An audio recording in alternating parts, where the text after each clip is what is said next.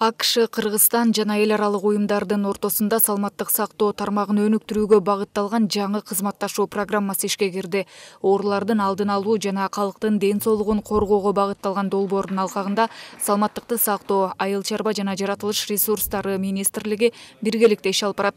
Атап айтсак, кутурма жана башка жаныбарлардан адамдарга жугуучу оорулар менен күрөшүүдө тыгыз иштешет. Жаңы программада лабораторияларга техникалык колдоо көрсөтүү каралган. Анда өлкөдөгү бардык лабораторияларга техникалык жумушчу топтун жардамы менен тереңдетилген баалоо жүргүзүлөт.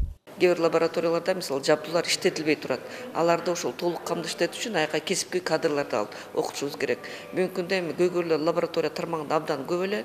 Мисалы биринчи уровеньдеги лабораторияларда пенсия курамындагы адистер иштеп атышат.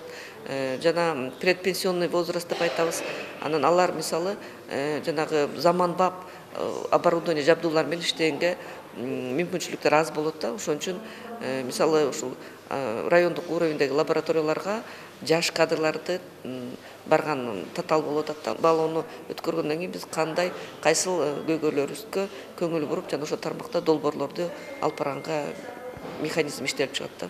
This program is designed to safeguard the health. АКШ менен Кыргызстан саламаттык сактоо жаатындагы узак мөөнөттүү өнөктөштүгүн улантууда.